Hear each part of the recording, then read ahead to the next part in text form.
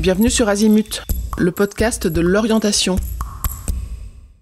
Dans cette série, nous abordons l'oral pour en faire un atout. Et dans cet épisode, nous allons traiter spécifiquement de la question de l'oral. Est-ce un sprint ou un marathon ? On estime à 75% de la population ceux qui ressentent un malaise pour parler en public. Si vous ou votre ado en faites partie, vous voyez, vous n'êtes pas les seuls à ressentir du stress ou de la peur à l'approche de vos oraux. Alors pas de panique, nous allons vous dévoiler comment faire de l'oral un atout. Dans cet épisode, comme je vous le disais, nous allons utiliser une métaphore empruntée des sportifs. Lorsque nous passons un oral, est-ce que nous courons un sprint ou un marathon ? Pour bien préparer un oral, il faut prendre en considération 3 phases. La phase avant, la phase pendant et la phase après. Vous n'auriez pas l'idée d'aller courir un marathon de 42 km sans préparation. Eh bien, pour réussir votre oral, c'est pareil. Entraînez-vous. Que pouvez-vous faire ou conseiller à votre ado pour la phase avant ?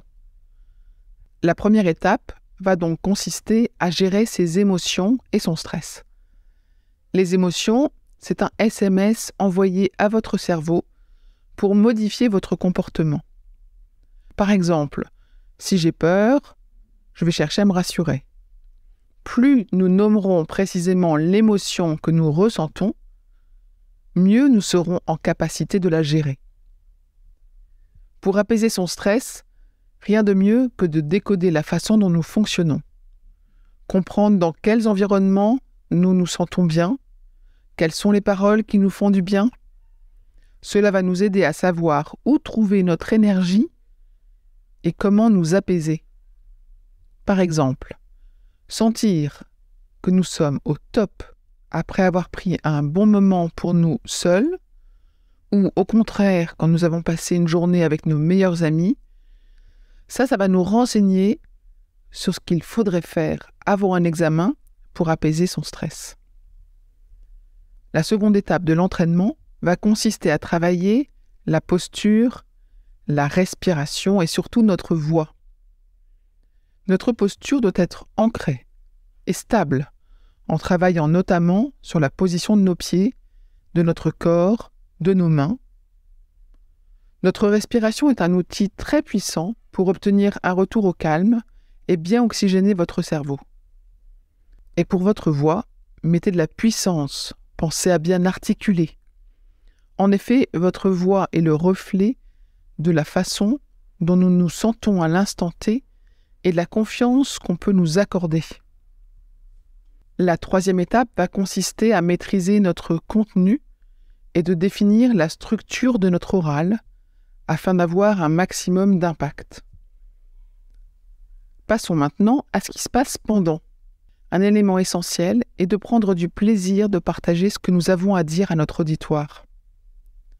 Appliquez tous les conseils donnés précédemment sur votre posture afin de faire déjà une bonne impression. Il est ensuite important de donner envie au jury d'en savoir plus. Vous pourrez ainsi orienter les questions finales.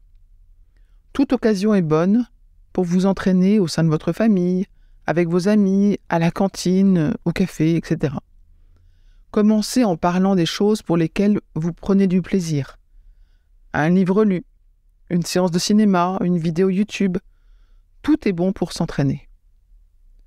Pour finir, que faire après l'oral ? Eh bien, tout simplement, demandez un feedback sur vos essais. C'est essentiel pour pouvoir progresser. Demandez à votre auditoire ce qu'ils ont vu, ce qu'ils ont observé, ce qu'ils ont retenu. Cela vous permettra d'avoir un feedback constructif et factuel. Comme vous le voyez, préparer un oral est à la fois courir un sprint pendant et un marathon lors de toute la préparation. Il y a un autre épisode qui s'intitule « Le stress, je gère » et dans celui-ci, nous expliquons l'importance des différents éléments qui permettent de gérer son stress.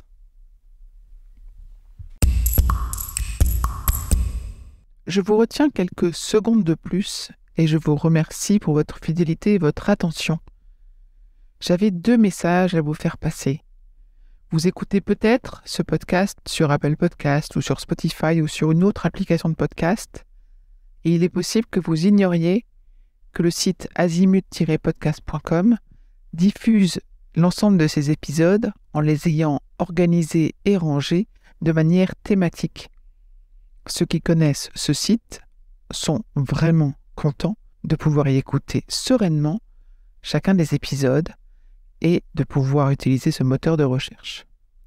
Deuxième message, sur ce même site, vous pourrez vous abonner à la newsletter. La newsletter, je l'ai surnommée l'hebdo de l'orientation. C'est une newsletter qui, comme son nom l'indique, est envoyée chaque semaine, le mardi pour l'instant. Et c'est dans cette newsletter que vous trouvez les indications des nouveaux épisodes, des guides que nous diffusons et de temps en temps, nous vous annonçons les masterclass, les ateliers, etc. que nous organisons. Bref, je vous conseille vivement de vous abonner à cette newsletter. À très vite et encore une fois, merci de votre fidélité avec Azimut. Parlons orientation.